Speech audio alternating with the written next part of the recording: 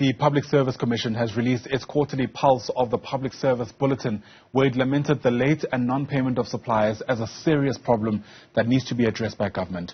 The Commission found that the number of unpaid invoices between national and provincial government departments stood at around 117,000. The total value of all the unpaid invoices, which had to be settled within 30 days, was 11.1 billion rand, posing a significant risk to service providers. The bulletin also addressed complaints and grievances handled by the PSC in their third quarter of the year. For more on this, let's bring in Vusumuzi Mavuso, who's the Commissioner with the Public Service Commission and joins us now via our video link for more. It's great to have you on the program, sir. Thanks very much indeed for making time. And it's important to just point this out from the onset. This is not a new issue. We have lamented for many years now how government's failure to pay or government's failure to pay on time has a serious bearing on especially small companies. But I wonder to what extent we're at least moving in the right direction. Plainly put, is this improving or is the situation getting worse?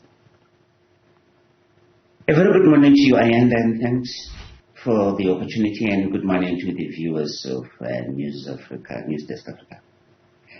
To be frank, the situation has to a large degree improved. There has been significant improvements, but it's not good enough. I do believe that there's room for greater improvement. It's a question of making sure that we embark much more aggressively in making sure that the commitment to pay on time is honored. And we've appreciated the number of issues that have been raised by the different departments, but it's not good enough.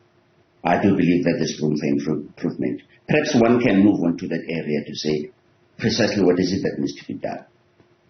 Sure, we'll get there in a moment, but as a start, can we also just reflect on what some of the reasons are from these departments around why they're not paying or not paying on time? It's quite ironic, Ayanda, to indicate that the exception reports that we receive from departments do indicate that, one, it's the what I may call internal capacity, which is an issue, and budget constraints. But the other one, of course, is in interruptions caused by poor internal controls. For me, that isn't acceptable. I do believe that you need to ensure that you have the right people who are employed to do the right job. If they don't do their job, there ought to be consequence management.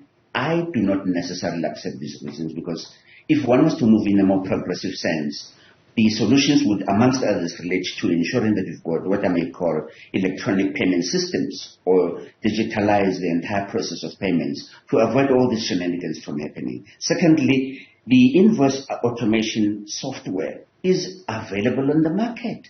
We need to be able to move with the fourth industrial revolution, revolutionizing our own processes of payments to avoid all these matters from happening. We can pay, government can pay on time if the passion, the commitment, and the dedication is there. We can be able to get systems that can ensure that we don't have to have anyone touching anything, but ensuring that systems do ensure the payment is done quite early. Because when you look into the downstream, what is happening to small businesses in particular, you find that people have to be retrenched. They can't pay their commitments. Their respective overheads become quite onerous, and to that extent, companies end up closing or refusing to have business with government. It can't be countenanced. The other point, which for me is quite crucial, which I believe can be a very, very important aspect, is to ensure that these issues are being put on the performance agreements of accounting officers. And that will have to be cascaded to the different levels, right up to the ones who have to do the payments. That, for me, is quite crucial. It can be done. It is possible. We can ensure that we can be able to remove this matter from coming on board. Absolutely.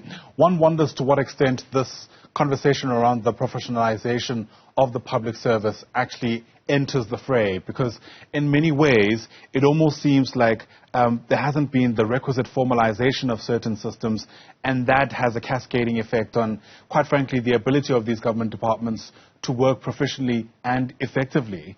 To what an extent do you reckon that has a bearing on, let's face it, a dysfunctional state of affairs among these departments? I always bemoan this issue, but I want to put it into context. At the point at which we embark on the aggressive professionalization of the public service, it starts with what I may call the talent pipeline.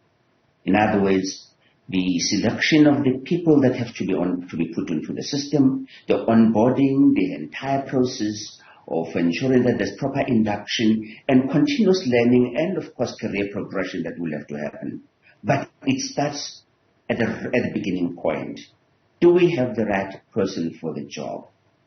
Do you look into how people actually are appointed and considered for appointments into the public service? Because a capable state requires people who are more passionate about their work, people who are professional in their outlook, people who are correctly skilled, who have the necessary and requisite skills to be in the public service. Gone are the days when you can have anybody coming on board because so-and-so knows so-and-so and all that. It has to be professionalized. We need to be able to get the best talent in the country, regardless of where they come from, but as long as they can be able to do the job. That, for me, becomes absolutely crucial. It's the very underpinning point that has to be emphasized in ensuring that we have a professional public service. Yeah.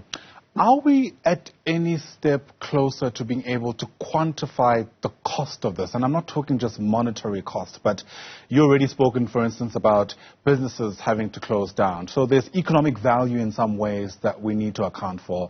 There's jobs that have been lost. That feeds into the unemployment numbers of this country. And the story goes on and on. I know as the PSC, perhaps this is not necessarily within your purview, but you must have some kind of idea of just how far-reaching this is, given how big a supplier government typically is to not only small companies, but certainly big entities as well. It's quite big. I may not necessarily give you a clear quantification, but I can give an illustration of what probably is the root cause of all this.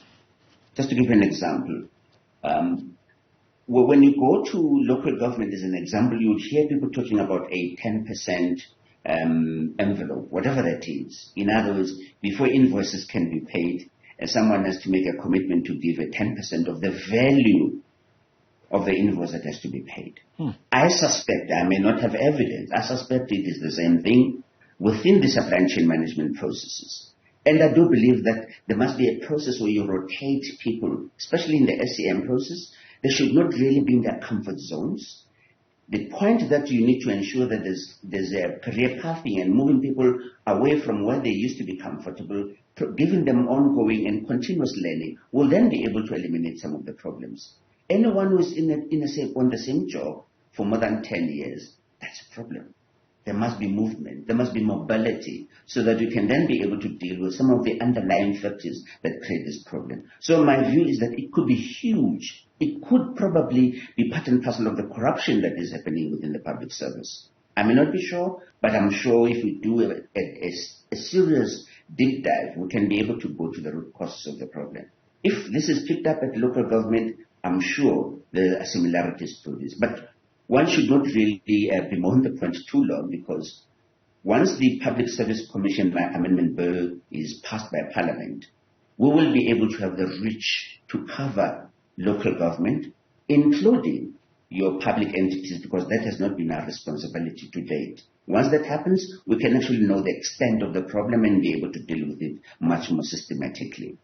Speaking of that, I wonder what the solutions then look like. In fact, it's funny because as you made that point, there are tweets coming in of people watching our discussion, and among the things that are being flagged is that, in many instances, there's a flat-out refusal to sell this invoice unless there's cold drink money, that 10% that you've spoken about, that needs to benefit or grease the hands of some people who need to approve these invoices. But it's a point well made. What are the answers then, Mavuso, given the extent of the problem and what is at stake?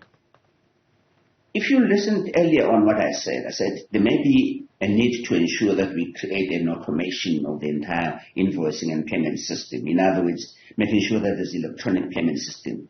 No one touches anything, but the system will pay itself. You deposit your invoice, it will automatically be paid as long as it meets the required standards. For me, that's absolutely important when you deal with the invoice automation software that can really be acquired by government. Number two, it's always important to have punitive measures that when invoices are not paid on time, whoever was responsible for not paying on time must really bear the consequences. Consequence management becomes the issue. It's not only on one's performance scorecard, but it must really have a touch and bearing on one's pocket. In that way, people will understand that you are creating a problem downstream. You are affecting people's livelihood and people's lives downstream. Do your job. For me, that's absolutely important.